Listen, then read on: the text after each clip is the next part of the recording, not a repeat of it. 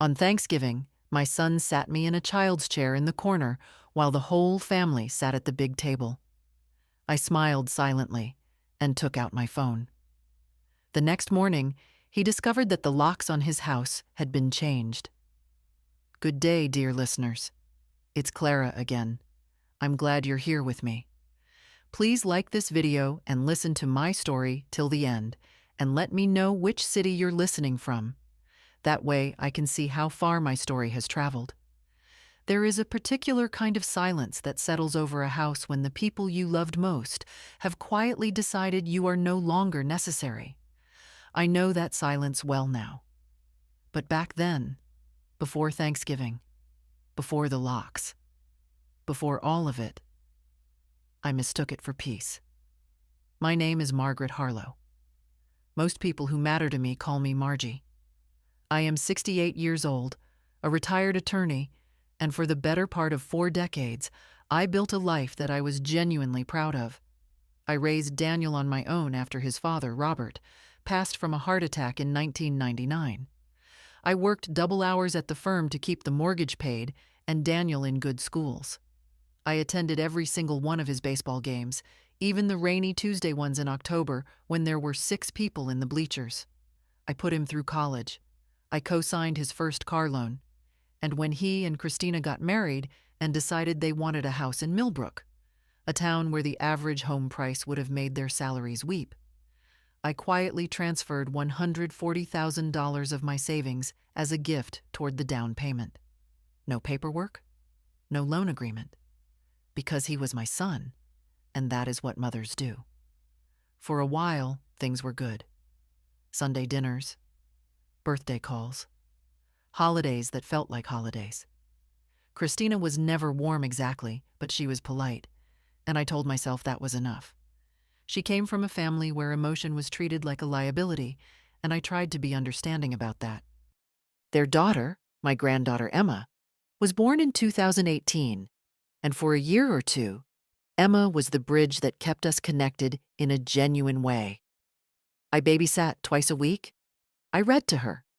I taught her how to make my mother's apple pie from scratch. But somewhere around 2021, things began to shift. Small things at first, the kind you explain away because you don't want to be the difficult mother-in-law. My Sunday dinner invitations started coming later and later, sometimes only the day before, as if I were an afterthought rather than family. When I arrived, Christina had a habit of redirecting conversations I was part of, talking over me with the particular smoothness of someone who has practiced the gesture. Daniel never corrected her. He would sit at the head of the table with a look I can only describe as carefully neutral. The face of a man who has made a private agreement with himself not to notice certain things. Then there were the comments, subtle enough to deny. Christina once remarked in front of Daniel and 2 of their friends that it must be freeing to live alone at my age. No responsibilities, no one to answer to. She smiled when she said it. The friends laughed politely. I smiled back. But I drove home that evening and sat in my kitchen for a long time, turning the comment over in my hands like a stone with a sharp edge hidden underneath. Was I being oversensitive? That was always the question I asked myself in those months. Was I the problem? The calls from Daniel grew shorter.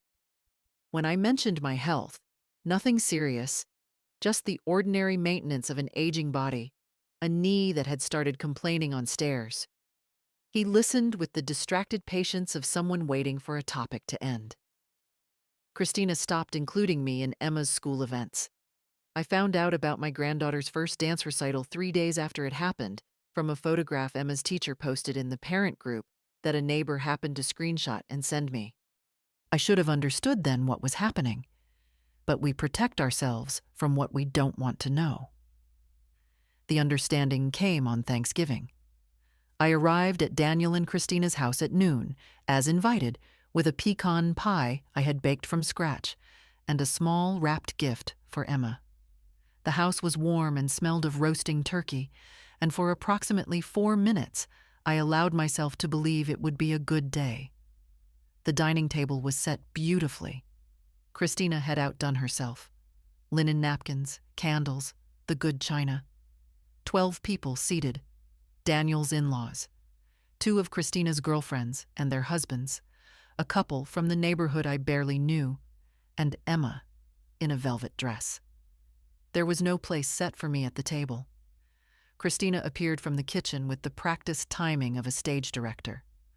"Oh, Margie," she said, touching my arm with 2 fingers.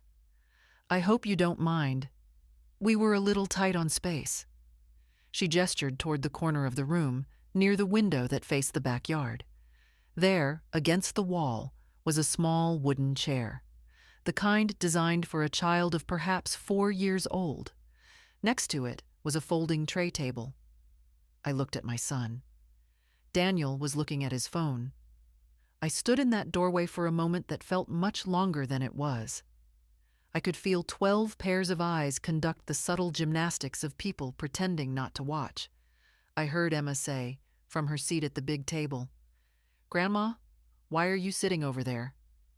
No one answered her. I smiled. A real, steady, unhurried smile. I walked to the small chair, set my pecan pie on the kitchen counter without comment, and sat down. I straightened my back. I took out my phone. And while the family laughed and passed the stuffing and filled their glasses at the long table 10 feet away from me, I opened my notes app and began to type. Not a text. Not a complaint to a friend. I typed 3 words at the top of an empty page. What do I own? I drove home from Millbrook in the dark, the pecan pie on the passenger seat. Christina had not touched it, and I had taken it back without a word. The highway was quiet. The radio was off. I needed to think, and I think best in silence. By the time I pulled into my own driveway, I had moved past the humiliation. That surprised me, actually. I had expected grief or tears, or the specific ache of a mother who has been rejected by her child. I felt none of that on the drive home. What I felt was clarity. The cold, clean clarity of a woman who spent 31 years practicing law and had learned the hard way that feelings are useful data, but terrible strategies. I sat at my kitchen table until nearly 2 in the morning with a yellow legal pad and a glass of water. What did I own, exactly? My own home, a 3-bedroom Craftsman on Alderswood Lane that was paid off in full and titled solely in my name. A retirement account, a modest investment portfolio Robert and I had built together, which I had continued to manage after his death. And then there was the $140,000. I had given that money to Daniel without documentation. No gift letter, no promissory note, no record beyond a wire transfer notation in my bank statement that read D. Harlow, house. At the time, I hadn't wanted the paperwork. It had felt cold, legalistic, inappropriate between a mother and son. Now, sitting alone in my kitchen at 1 in the morning, I understood exactly how that decision looked from the outside, like an old woman who had voluntarily handed over a significant asset to her adult child with no legal protection whatsoever. I wrote that down on the legal pad. Then I wrote the next item, my will. I had drafted it 8 years ago, shortly after Robert died. I had left everything to Daniel. The house, the accounts, everything. I had not revised it since.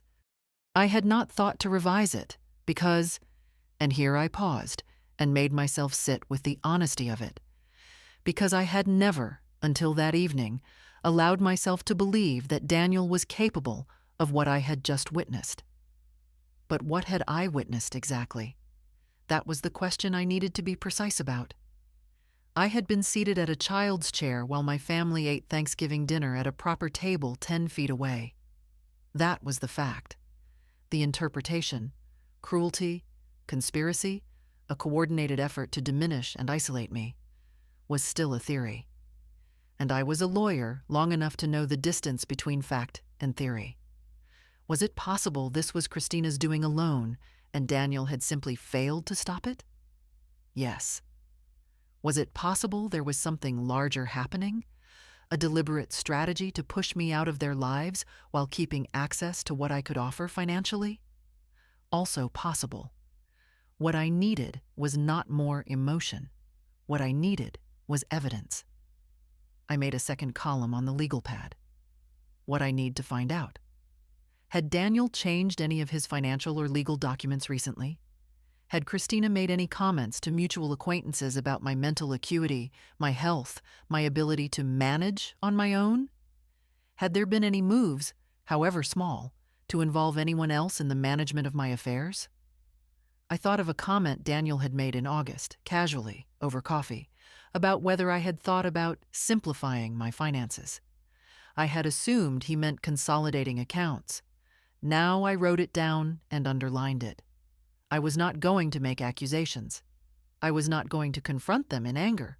I was not going to call Daniel at midnight and demand an explanation for a child's chair in a corner, because that was exactly the kind of behavior that could later be described by a persuasive person as erratic. I was going to be methodical. The first step was my will.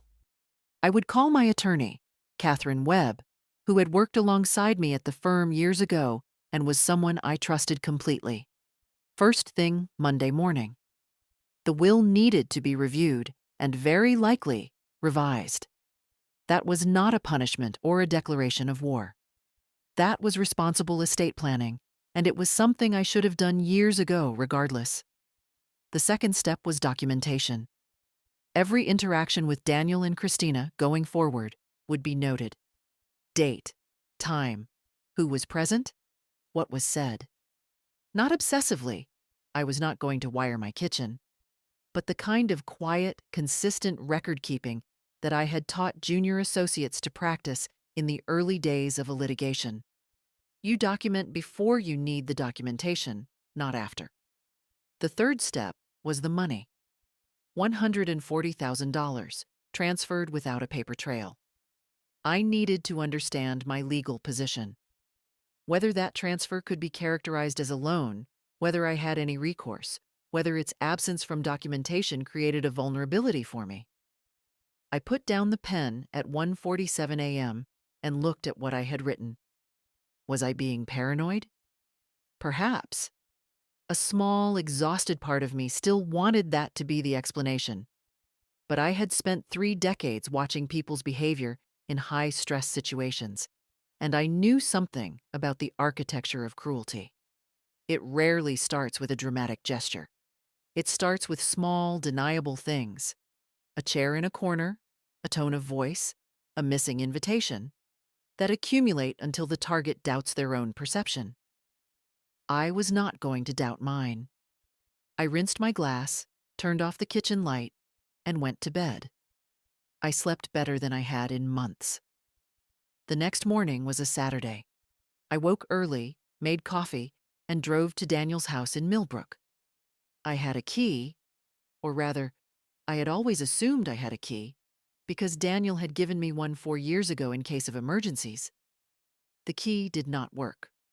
I stood on my son's front porch in the November cold, trying the lock twice, and then I understood something with the certainty of a woman who has stopped explaining things away. The locks had been changed. I walked back to my car, sat down, and added one line to my legal pad, which I had brought with me out of habit. They changed the locks before I could. Then I drove home and called Catherine. Catherine Webb had the kind of office that reminded you law was serious business. Dark wood shelves, framed diplomas, the permanent smell of coffee and old paper. She had been practicing estate law for 30 years, and she had a manner I always admired, unhurried, precise, and entirely unbothered by drama.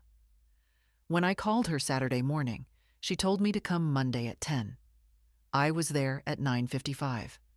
I told her everything: the chair, the locks, the $140,000, the will, the comment Daniel had made in August about simplifying my finances.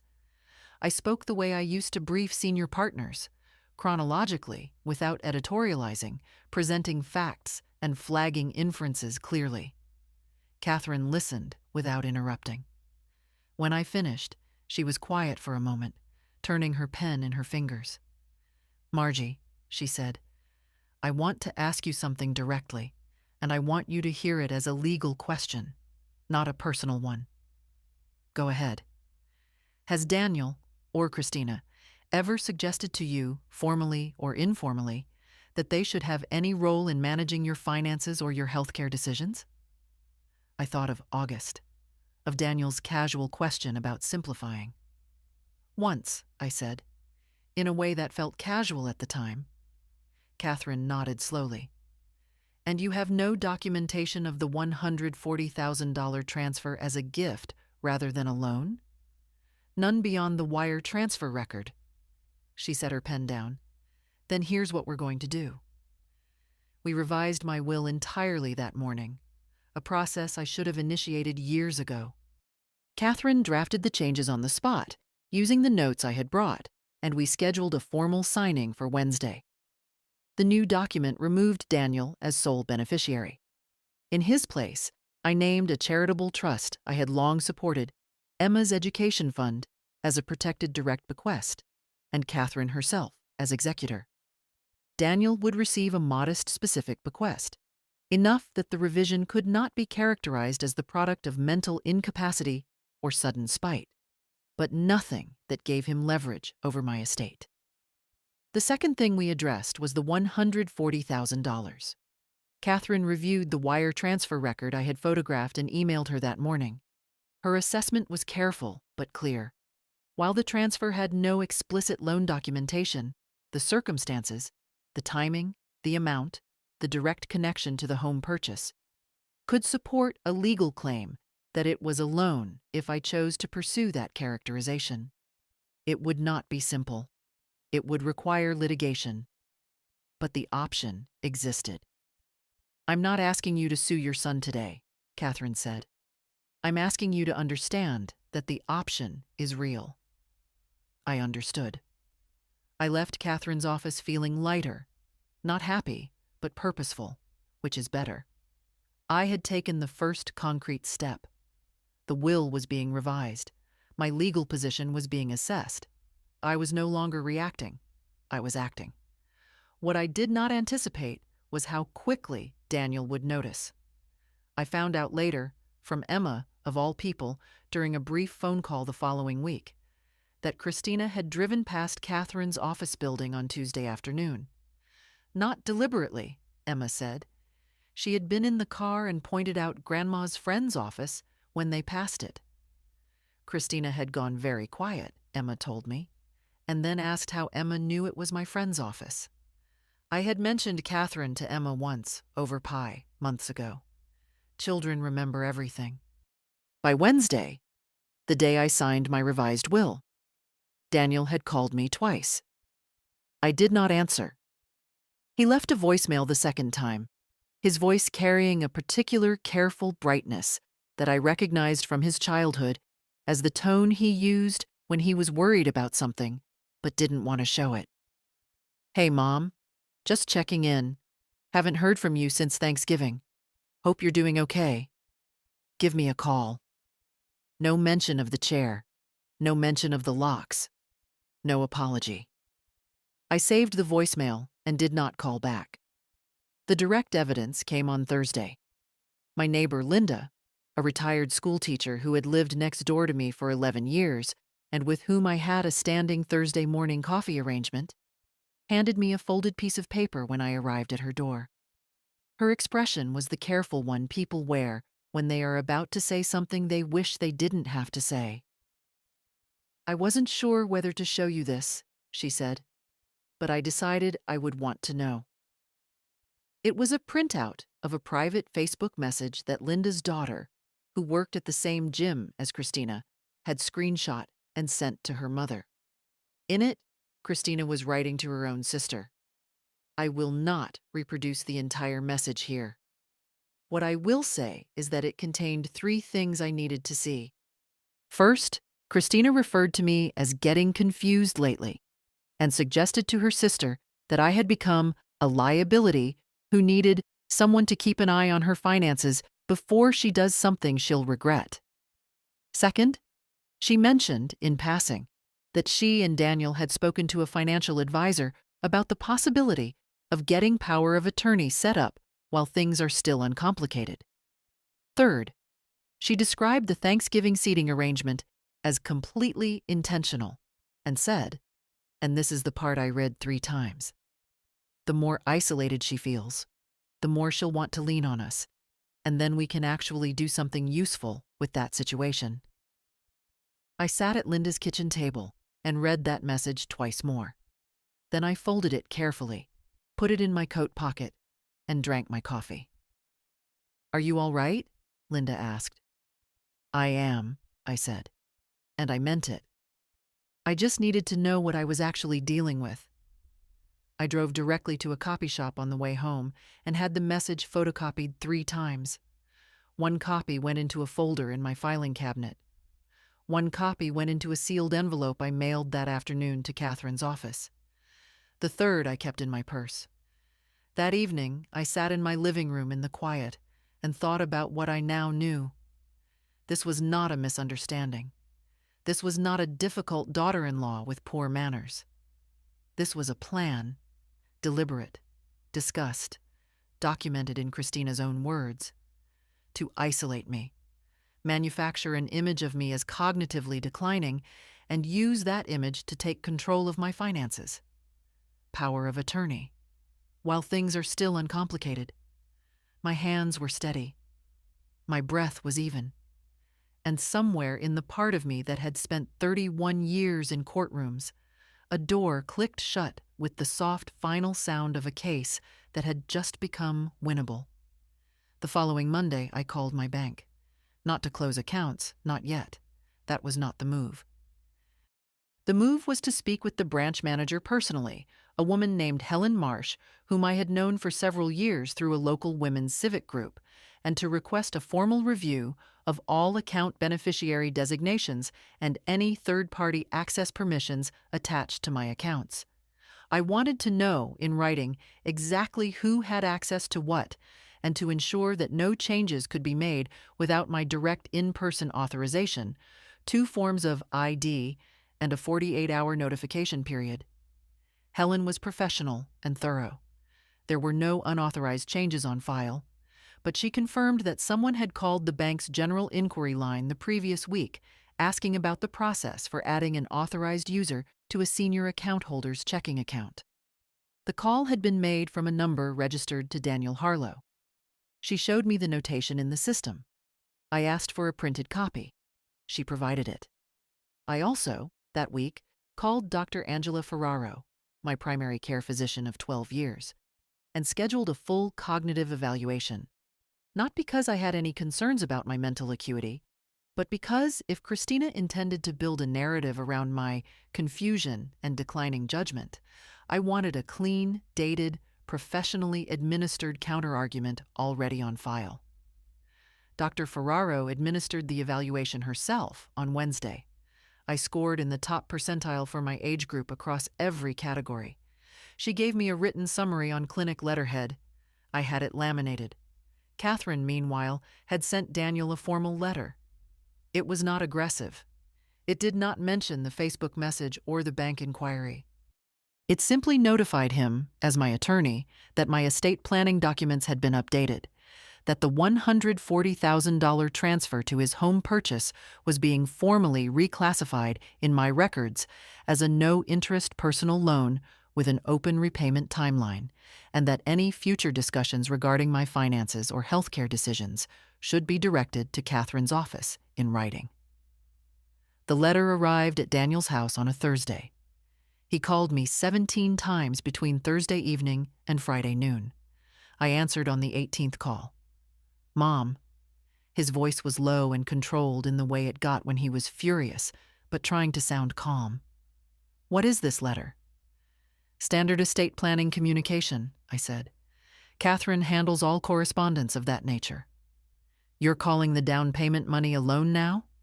We never discussed a loan?" "We never discussed a gift either," I said.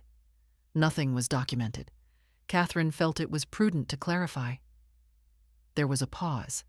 I could hear Christina in the background, her voice too low to make out the words, but the tone unmistakable. That tight, rapid murmur of someone stage directing a conversation. "I need to see you," Daniel said. "In person. We need to talk about this. You're welcome to call Catherine's office and schedule a meeting. She can be present as a neutral party." "I don't want a lawyer present. I want to talk to my mother." "Then write me a letter," I said pleasantly. "I find that format clarifies things." I hung up.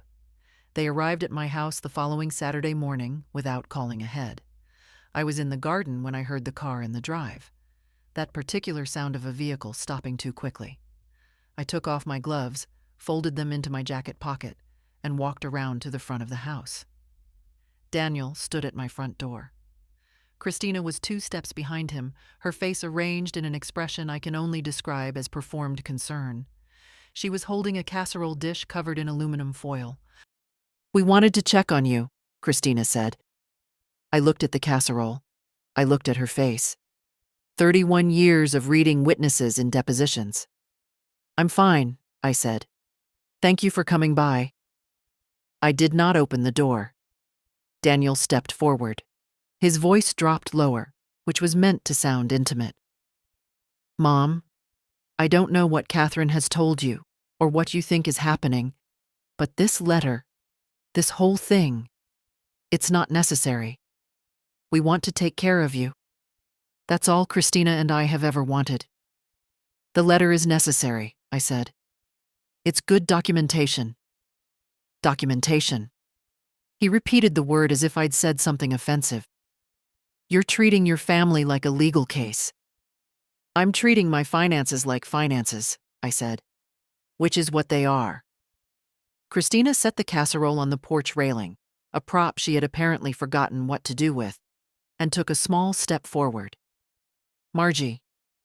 Her voice was softer now, a register I hadn't heard before. "We're worried about you. You've been alone since Thanksgiving. You're not returning calls. You're making legal changes without talking to us first. We just want to understand what's happening with you." What's happening with you? The language of concern weaponized as diagnosis. "Nothing is happening with me," I said evenly. "I revised my will. I spoke to my bank. I had a cognitive evaluation. Everything is in perfect order." I paused. "Would you like the contact information for Dr. Ferraro's office? She can confirm." Christina's performed concern flickered for just a moment. A tightening around the eyes, quickly smoothed. Daniel changed tactics. He stepped closer, and his voice went quiet and hard in a way I hadn't heard since he was a teenager fighting about a curfew. "Mom, I need you to understand something. If you keep pushing this lone narrative, if you keep involving lawyers in family business, there will be consequences for our relationship. You'll be making a choice." There it was. The threat I had been waiting for, dressed up as concern. "I hear you," I said. "Do you?" "Clearly." I held his gaze for a moment, then stepped back toward my front door. "Thank you for coming by, Daniel." "Christina." I looked at the casserole. "You can take that with you." I went inside, locked the door, and stood in my hallway until I heard the car back out of the driveway. Then I sat down on the hallway bench, and for the first time since Thanksgiving, I cried. Briefly, quietly, in the way of someone releasing pressure rather than giving into it. Because he was still my son. That part had not stopped being true, and it probably never would. But I had heard what he said, and I had noted the time and the date and the specific words' consequences for our relationship, which I wrote down in my log that afternoon in full. I gave myself 3 days after that. I went to the shore, a small inn in Cape Cod that Robert and I had loved, where I walked the November beach and ate good chowder and slept long and dreamlessly. I read 2 novels I'd been putting off. I called an old friend in Portland and talked for 2 hours about everything except Daniel. By the time I drove home, The pressure in my chest had settled into something harder and quieter. Not anger. Resolve. I returned from Cape Cod on a Tuesday, and by Thursday, I had 2 missed calls from Christina's personal cell number, not Daniel's, hers, and a handwritten note in my mailbox. The note was on cream-colored stationery, her handwriting careful and even, the kind people use when they want something to look sincere. It said she was sorry if Thanksgiving had felt unwelcoming, that she had been overwhelmed managing the seating and the cooking, that she hoped I knew how much she and Daniel valued having me in their lives, and that she would love to take me to lunch, somewhere nice, just us 2 girls to clear the air. I read it at my kitchen table with my coffee. Then I read it again. It was well crafted. I'll give her that. The apology was technically present. Sorry if Thanksgiving had felt unwelcoming, which is the grammatical structure of an apology that accepts no responsibility. The warmth was calibrated. The invitation to lunch, just us 2 girls, was designed to separate me from Catherine, from Linda, from any witness. A private conversation where anything said could later be denied. I wrote back the same afternoon. A short, polite note on plain white paper, thanking her for writing, noting that I was quite well and not in need of clearing any air, and suggesting that if she had things she wished to communicate, she was welcome to do so through Catherine's office, as that ensured everything stayed clear for everyone. I mailed it before dinner. The calls from Daniel slowed after that. Not stopped. He called once on Sunday, a voicemail that was gentle in tone, almost the voice of my son as he had been at 25, before Christina, before the house and the money and the careful calculations that had replaced the easier love of earlier years. He said he missed me. He said he hoped I was eating well. He said Emma had asked about me. I played the voicemail twice. I wrote in my log. Tone shift. Softer approach. Likely strategic. Note Emma's name used. And then I did something that surprised even me. I called Emma directly. She was 7 years old and delighted to hear from me. We talked for 20 minutes about her hamster, whose name was apparently Biscuit, and about a book series she was reading, and about whether apple pie or pecan pie was superior. Emma voted apple. I told her she had excellent taste. She laughed and asked when I was coming to visit. Soon, I told her, and I meant it in the way I meant all the things I was planning, carefully, deliberately, on a timeline I controlled. After I hung up, I sat for a moment with the particular bittersweetness of loving a child who was also caught in someone else's war. Emma was not responsible for her parents. She was not a pawn in my strategy. Whatever happened between Daniel and me, my relationship with my granddaughter would be protected. I made a note to speak to Catherine about the specific language in the will regarding Emma's education fund. I wanted it structured so that no action Daniel or Christina took could ever reach it. The social support I found was not dramatic. It was not a group of allies rallying around me with strategy sessions and war councils. It was quieter and more sustaining than that. Linda was the first and most constant. We had coffee every Thursday regardless, and she was a practical woman who had survived her own family ruptures and came to these conversations not with pity, but with the steadiness of someone who understood that difficult situations require witness more than advice. She never told me what to do. She listened. She remembered. And when I needed a second set of eyes on something I'd written or received, she provided them without drama. The second was an unexpected one.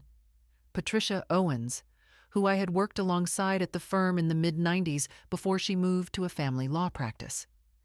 We had not been close in years, but I called her on a Wednesday evening on an impulse, told her broadly what was happening, and she responded with the directness of a woman who has spent decades in family courts. The power of attorney angle is the one that worries me most, she said.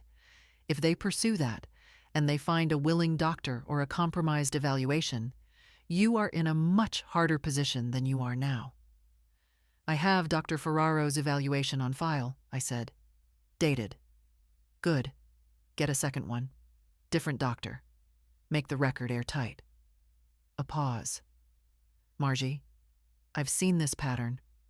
Not always this deliberately, sometimes it's more confused and well-intentioned than it looks.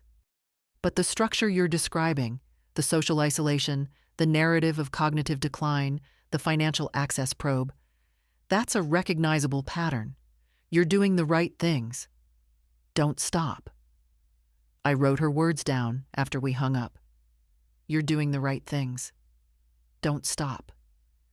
There was a particular evening, a Friday in mid-December, when I sat in my living room with the lights low and the snow beginning outside, and thought about what my life had looked like a year ago versus now. A year ago, I had spent Friday evenings quietly certain that my son loved me, that my family was intact, that the ordinary diminishments of age were the only things I needed to navigate. That certainty was gone, and strangely, I did not miss it the way I had expected to. False certainty is its own kind of loneliness. What I had now, clarity, documentation, 2 women who told me the truth, a granddaughter who asked about pie, felt more solid than the comfortable fog of before. Daniel and Christina were quiet that week. The calls had stopped. Linda's daughter reported from the gym that Christina had been tightly pleasant in the way people are when they are waiting for something. Observing, recalibrating. Let them recalibrate, I thought. I had an appointment with Catherine scheduled for December 22nd. We were going to review the $140,000 documentation and discuss next steps. I had a second cognitive evaluation booked with a neurologist Catherine had recommended, entirely independent of Dr. Ferraro, clean and formal and beyond question.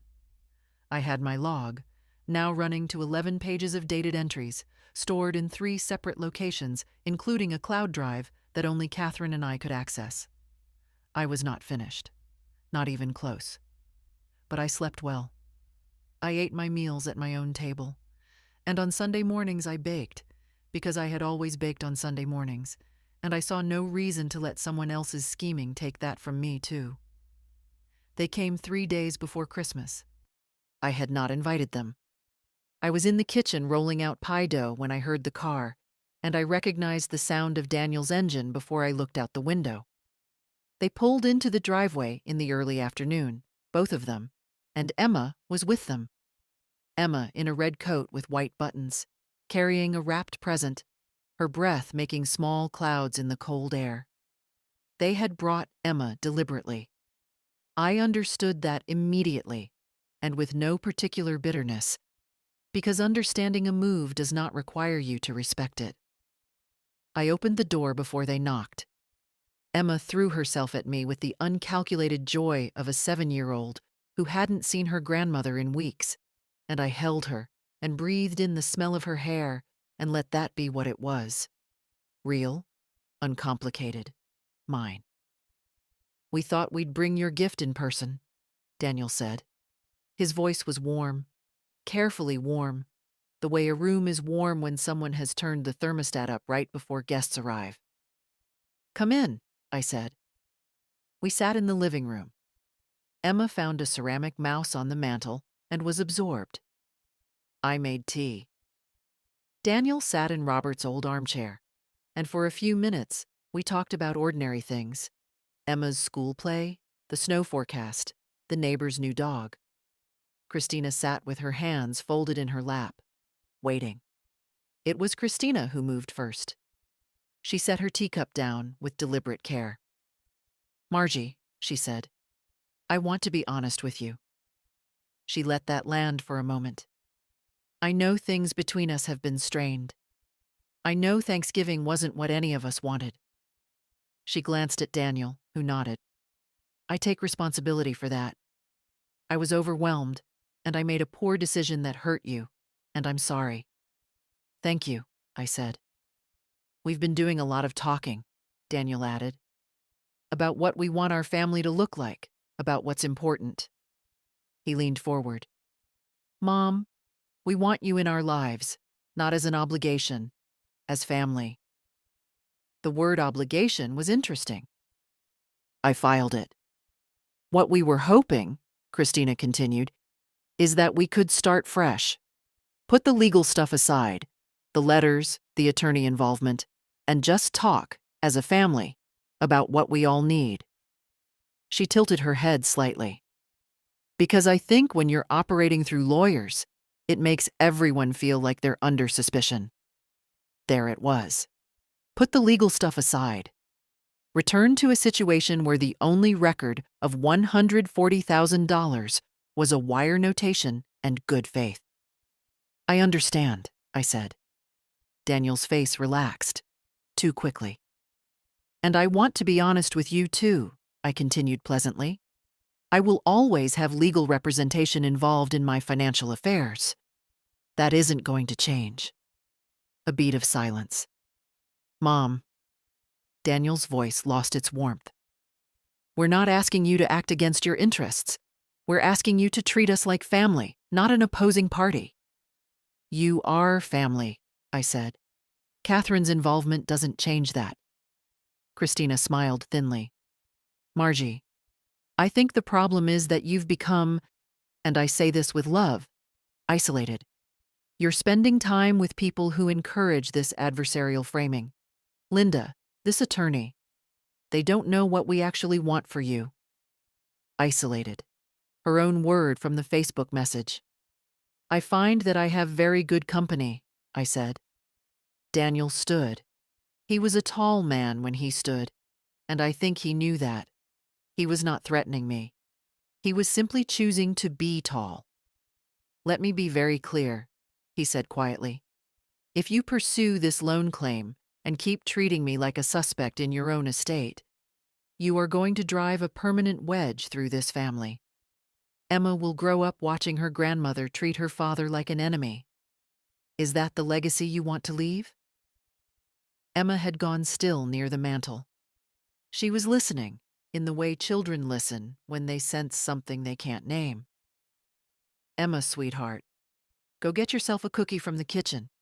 The snowflake one's on the counter. She went. I waited until I heard her footsteps.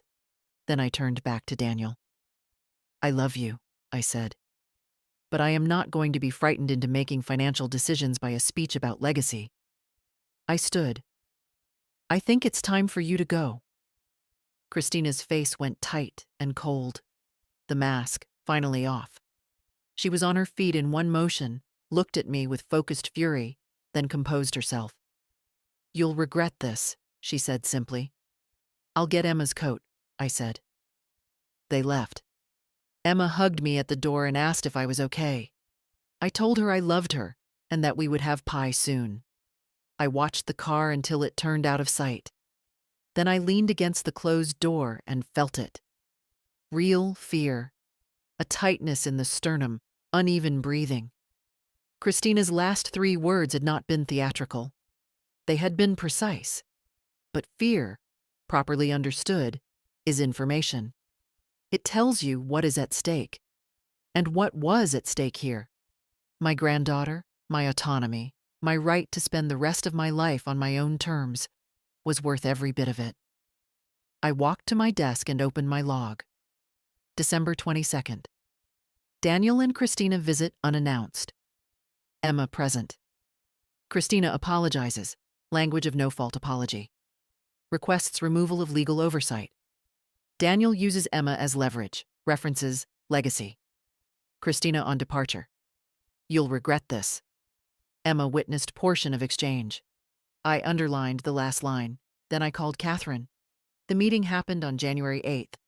Catherine had suggested a formal settlement conference. Daniel, Christina, their attorney, Catherine, and me. One meeting. Everything on the table. I spent the week before it quietly. I reviewed my documentation. I organized the folder into a clean, tabbed binder.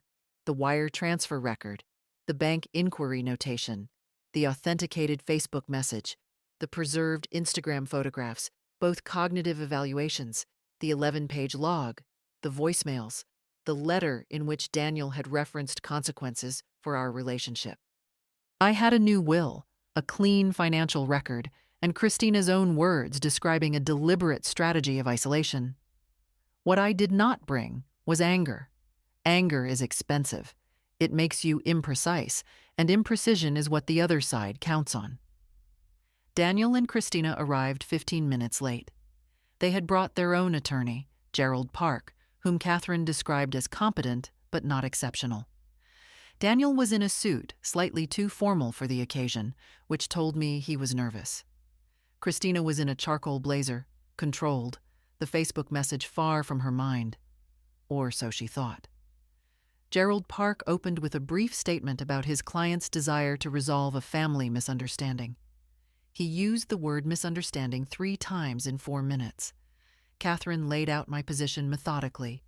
Formal documentation of the loan, updated estate documents, transparent management of my financial affairs. Then she opened the folder.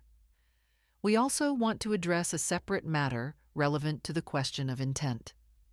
She placed the Facebook message printout in the center of the table. The silence that followed was specific, the kind that happens when something enters a room and everyone understands immediately what it means. Christina looked at the printout. Her face did not change, but her hands, folded on the table, went very still. Daniel looked at it, then at Christina. In that 2-second exchange, the whole shape of their arrangement became visible.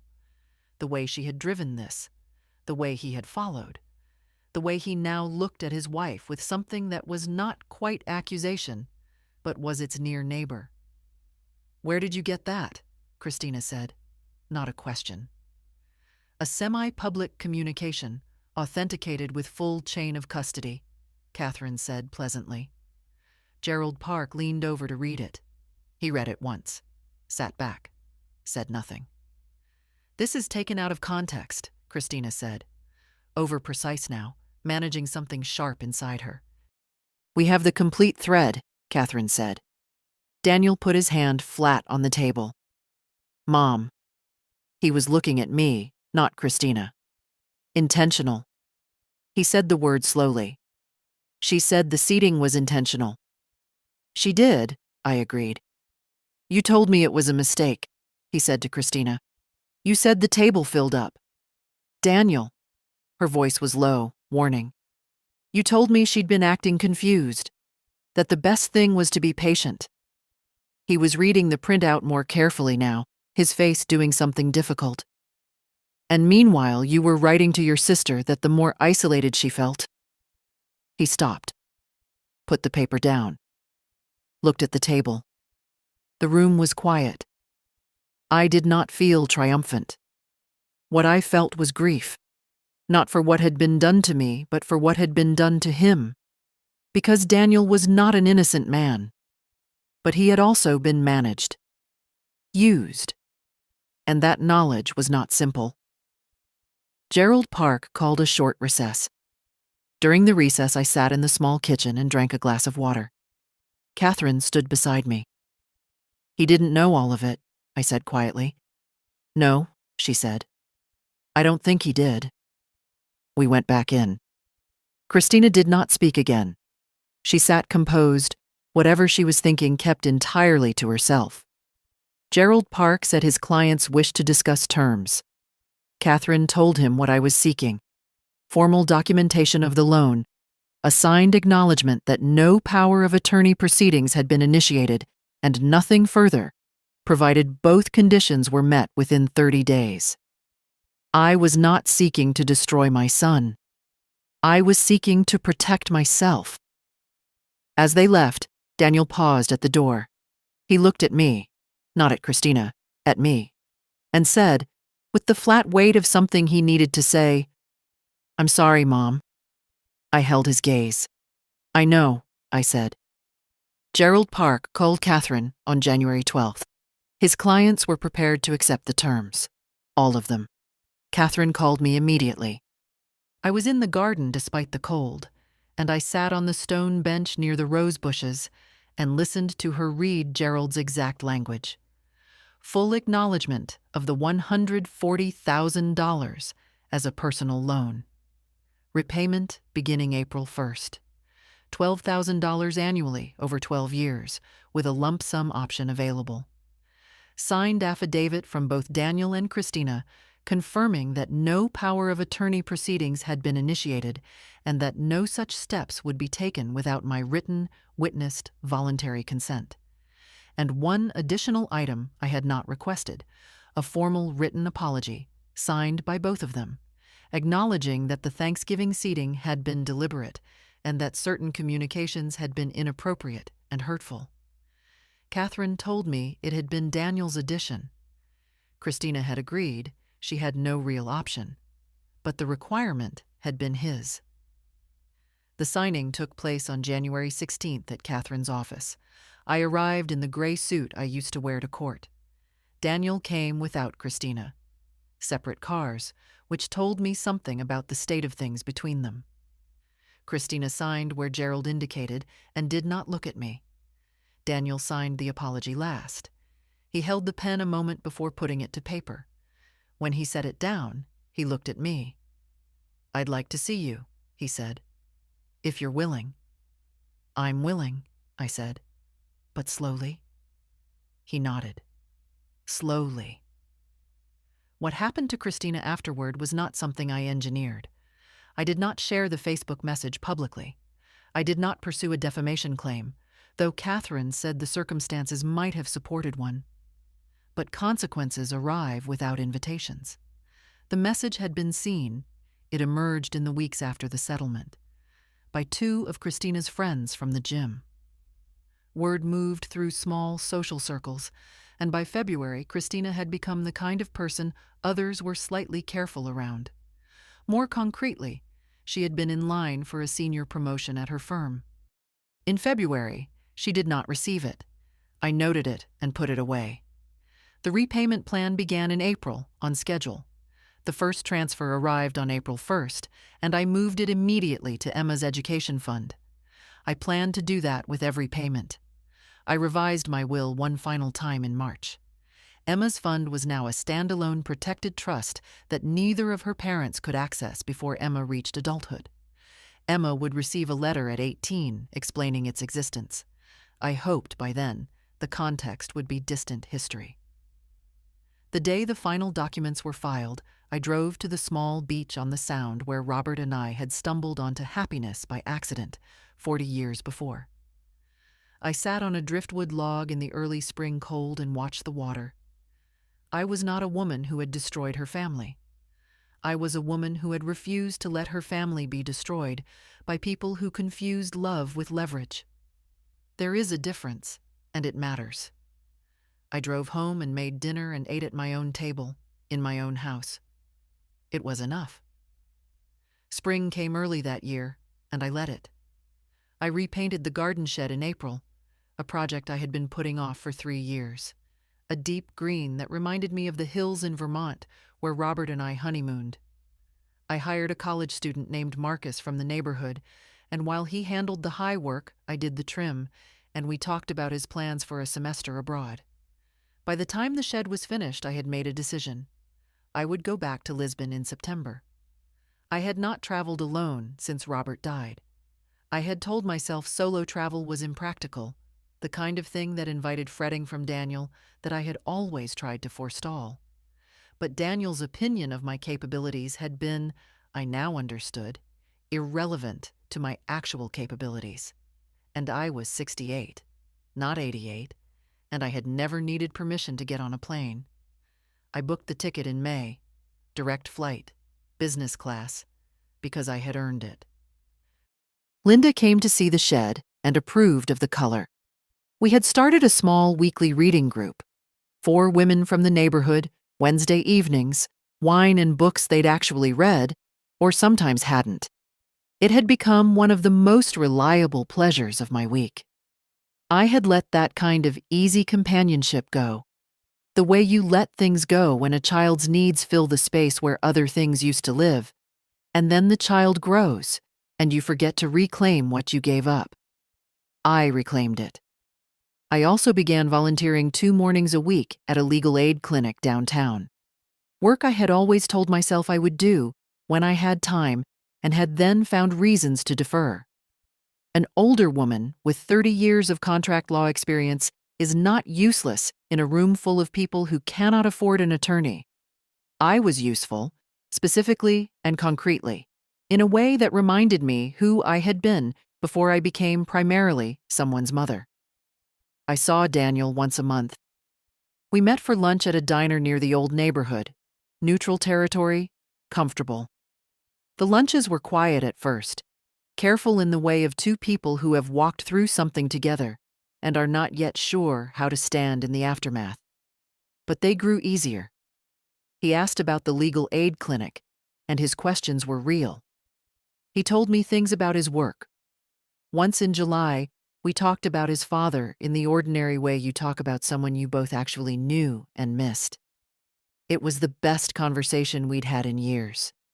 He never brought Christina. I did not ask about her. Emma and I had our own arrangement. Every other Sunday I picked her up and we had the day, the library, baking, or the small science museum where she had developed a passionate interest in marine biology. She explained to me with great seriousness that crabs were smarter than hamsters, and this was simply a scientific fact. I told her to write that down for her teacher. She laughed. I lived for those Sundays, and whatever else that year had taken from me, it had not taken Emma. As for Christina, the promotion she had not received in February remained unreceived. By summer, she had quietly left the firm for a less senior position across town. The marriage was harder to read from the outside, but by late spring it was clear from small things. The extra half-hour Daniel sat after lunch plates were cleared, the brevity with which he answered questions about home, that things between them were in serious trouble. In September, he told me they were in couples counseling. I said I was glad they were getting support. I did not say what I thought about whether it would help. When I boarded my plane to Lisbon in the first week of September, I was carrying a single rolling suitcase, an unstarted novel, my mother's recipe for a custard tart, and approximately none of the weight I had been carrying since November. Lisbon was warm and tilted and smelling of salt and roasting coffee. I checked into a small hotel near the Alfama district and walked out into the October light without a destination. Turning down whatever street seemed interesting, finding the river eventually, sitting at a cafe table above the water with a glass of wine I had not earned and did not need to earn. I stayed for 10 days. I came home to a house that was mine, in a life that was mine, built by someone who had spent 68 years working to deserve it. That felt like enough. More than enough. Like the right ending and the right beginning at exactly the same time. They say with age comes wisdom. I think what actually comes is experience. Wisdom is what you choose to do with it. I could have wept in that corner with my child's chair and my pecan pie. Instead, I opened a notes app and started thinking like a lawyer. No one has the right to make you small in your own story. Document everything. Trust people who tell you hard truths. Know what you own. I was 68 years old, and I was not finished. Not even close. What would you have done in that corner? Tell me in the comments. Share this if it reached something in you. Someone out there needs to hear it. Thank you for listening.